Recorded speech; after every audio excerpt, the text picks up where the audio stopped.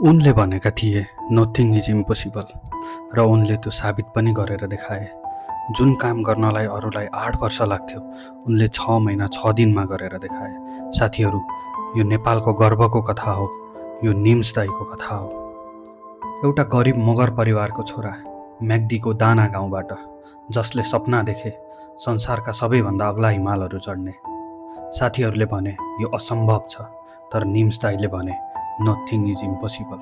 र जुलाई 30, 2026मा जब पाकिस्तानको ब्रड पिकमा एभिलेन्स आयो, नेपालले आफ्नो सबभन्दा महान माउन्टेनर गुमायो।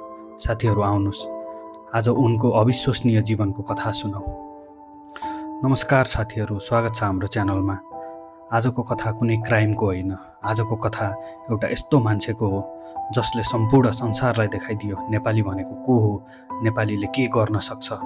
निर्मल पूर्जा, हाम्रो निम्स दाइ, हाम्रो गर्व, हाम्रो हिरो।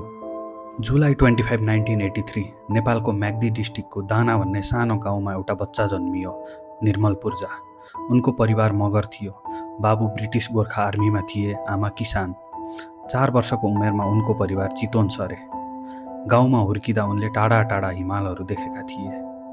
ती हिमालहरू उनलाई बोलाउँथे, तर त्यतिखेर उनलाई थाहा थिएन एक दिन ती सबै हिमालहरू उनको पाउमुनि हुनेछन्। 20 वर्षको उमेरमा 2003मा निर्मलले ब्रिटिस गोर्खा आर्मी जोइन गरे। बाबुको बाटो अनुसरण गरे। 6 वर्ष गोर्खा आर्मीमा सेवा गरेपछि 2009मा उनले युकेको सबभन्दा इलाइट युनिट स्पेसल बोर्ड सर्भिसमा एप्लाई गरे। उनी पहिलो गोर्खा बने जसले स्पेसल बोर्ड सर्भिस जोइन गरे। 16 वर्ष ब्रिटिस आर्मीको सेवामा, तर उनको मन भन्थ्यो अझ केही बाँकी छ, अझै केही प्रुभ गर्नु छ।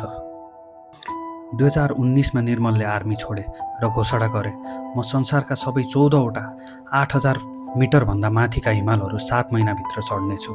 साथीहरू हाँसे। एक्सपर्टले भने यो असम्भव छ।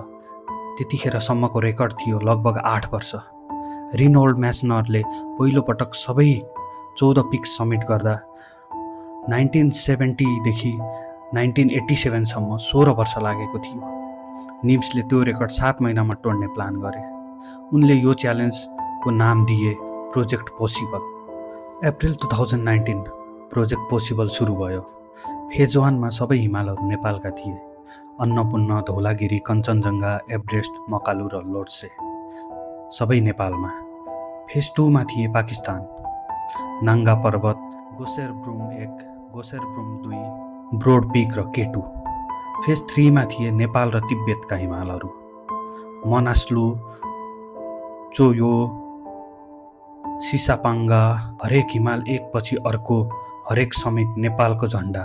साथीहरू, उनले मात्र रेकर्ड तोडेनन्, उनले नेपालको नाम संसारमा उचालिदिए। अक्टोबर 29, 2019 तिब्बतको सिसापाङ हिमाल समिट गरेर निर्मल पूर्जाले संसारको सबै 14 पिक्स जम्मा 6 महिना र 6 दिनमा समिट गरेर वर्ल्ड रेकर्ड बनाए। एभरेस्ट समिट गर्दा उनले एउटा फोटो खिचे। त्यो फोटो वर्ल्ड वाइड भाइरल भयो, किनभने त्यो फोटोमा देखिएको थियो एभरेस्टको डेथ जोनमा 100औं क्लाइम्बर्सको लामो क्यू। जसरी सुपरमार्केटमा लाइन लाग्छ त्यसरी नै एभरेस्टको समिटमा लाइन थियो। त्यो फोटोले एभरेस्टको ओभरक्राउडिङको बारेमा पुरै संसारमा डिबेट सुरु भयो। एउटा फोटो र एउटा नेपाली माउन्टेनरले सबै संसारलाई सोच्न बाध्य बनाइदियो। साथीहरू, निम्स दाइ रेकर्ड मात्र तोड्ने काम गर्दैनथे। प्रोजेक्ट पोसिबलको क्रममा उनले 3 पटक साथी क्लाइम्बर्सको रेस्क्यु गरे, आफ्नो ज्यान जोखिममा राखे। एउटा पाकिस्तानी क्लाइम्बर डेथ जोनमा फसेको थियो, निम्सले बचाए। साथीहरू, रेकर्ड मात्र तोड्ने मान्छे धेरै हुन्छ, तर रेकर्ड तोड्दा पनि अरूको ज्यान बचाउने मान्छे संसारमा बिरलै हुन्छ। निम्स दाइ त्यही बिरलै मान्छे मध्येका एक। जनवरी 2021 केटु संसारको सबैभन्दा दोस्रो अग्लो हिमाल र स्याभेज माउन्टेन भनेर पनि चिनिन्छ। विन्टरमा केटु समिट गर्न अहिलेसम्म कसैले पनि सकेको थिएन। डेकेडसम्म यो इम्पोसिबल मानिन्थ्यो। जनवरी 16, 2021मा निम्स दाइको नेतृत्वमा पहिलो पटक विन्टरमा केटु समिट गरे। र साथीहरू, त्यो टिममा थिए सबै नेपाली क्लाइम्बर्सहरू। निम्सले भने यो नेपालको लागि, यो सबै शेर्पा र नेपाली क्लाइम्बर्सको लागि। नोभेम्बर 29, 2021मा नेटफ्लिक्सले प्रोजेक्ट पोसिबलको डकुमेन्ट्री रिलिज गर्यो, 14 पिक्स नथिङ इज इम्पोसिबल। संसारभरि करोडौं मान्छेले हेरे। एउटा गरिब मगर परिवारको छोरा नेपालको एउटा सानो गाउँबाट नेटफ्लिक्समा आफ्नो कथा सुनाइरहेको। साथीहरू, त्यो मात्र एउटा डकुमेन्ट्री थिएन, यो थियो नेपालको गर्वको कथा। निम्स दाइको सबैभन्दा ठुलो लडाइँ हिमालसँग थिएन। उनको लडाइँ थियो नेपाली क्लाइम्बर्स र शेर्पा रिकग्निसनको लागि। उनले बारम्बार भने, मैले सुनेको छु मेरो शेर्पाले हेल्प गर्यो तर उसको नाम कहिल्यै लिएन। त्यो भनिँदैन, त्यो गलत हो। निम्स दाईले सम्पूर्ण संसारलाई भने, नेपालका माउन्टेनर्स, शेर्पा, गाइड्स उनीहरू हिरोज हुन्, उनीहरूको नाम लिनुहोस्, उनीहरूलाई सम्मान दिनुहोस्। जुलाई 2026 निर्मल पूर्जा, पुरबहादुर गुरुङ, निमा शेर्पा, किली पेम्बा शेर्पा, निवाङ थिङ्गु शेर्पा र ग्याल्जेन शेर्पा गरी 6 जना पाकिस्तानको ब्रोड पिक चढ्न गएका थिए र यो सब टिमको टिम लिडर थिए निर्मल पूर्जा अर्थात् निम्स दाई। जुलाई 25 सम्म ब्रोड पिकमा भारी हिउँ पर्न थाल्यो। अरू सबै टिम बेस क्याम्प छोडेर फर्किसकेका थिए तर निम्स दाईको टिम समिटको आसमा रोकिएको थियो। जुलाई 30 को बिहान निम्स दाईले इन्स्टाग्राममा लेखे, broad peak, I ask for nothing but safe passage up and back down. हिमालसँग सेफ प्यासेज माग गर्दै थिए। जुलाई 30, 2026 बिहानको करिब 9:20 र 9:30 बजे टिम क्याम्प 2 र क्याम्प 3 को बीचमा थियो। उचाइ करिब 6600 मिटर्स समिटतर्फ बढ्दै थियो र त्यही छेड ब्रोड पिकको पश्चिमतर्फको गल्लीबाट एउटा विशाल स्ल्याब एम्बुलेन्स आयो। 10 जनालाई एकैचोटि हिउँको महाप्रलयले बगायो। जीपीएस ट्र्याकरले देखायो निम्स दाईको डिभाइस करिब 800 मिटर तल डिसेन्ट रेकर्ड गर्यो। त्यसपछि सबैको सिग्नल बन्द भयो। तुरुन्त उद्धार अपरेसनहरू सुरु भयो। स्कार्दुबाट हेलिकप्टरहरू उडे।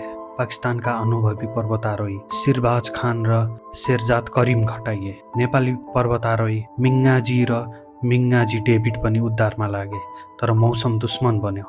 जुलाई 31 पहिलो नादिरा अल हर्थी र पुरबहादुर गुरुङ युक्ताको शव बरामद भयो। त्यसपछि निम्स दाई, बाङझोङ, निमा शेर्पा र किली पेम्बा शेर्पाको शव बरामद भयो। अगस्त 1, 2026 एलिट एक्सपेडले आधिकारिक रूपमा पुष्टि गर्यो सबै 10 जना बिदा भइसके। साथीहरू, त्यो टिमका अर्का एकजना नेपाली पुरबहादुर गुरुङको बारेमा एउटा विशेष कुरा, उनी नेपालको लुक्ला गाउँबाट थिए जुन गाउँ 2025 को नेपाल अर्थक्वेकबाट सबभन्दा बढी प्रभावित भएको। उनी पोर्टरबाट सुरु गरेर सर्टिफाइड माउन्टेन गाइडसम्म पुगेका। एभरेस्ट 10 पटक समिट गरेका थिए। केटु 24 घण्टाभित्र समिट गर्ने रेकर्ड बनाएका थिए। 12 वटा 800 मिटरका पिक्सहरू चढिसकेका थिए। नेपाल माउन्टेन गाइड एसोसिएसनका बोर्ड मेम्बर अभिरल राईले भने, it's hard to find people like you. He started from nothing working as a porter and made his way to the top very quickly. साथीहरू, निम्स दाई मात्र होइन, युक्त पनि नेपालको उत्तिकै गर्वका मान्छे थिए। र केली पेम्बा शेर्पा, उनी पनि निम्स दाईसँगै जनवरी 2021 मा केटुको हिस्टोरिक विन्टर समिटमा थिए। उही टिम जसले असम्भवलाई सम्भव बनाएको थियो, उही टिम ब्रोड पिकमा एकसाथ बिदा भयो। साथीहरू, हुन त मेरो च्यानल क्राइम रिलेटेड च्यानल हो तर एउटा नेपाली भएको हुनाले यो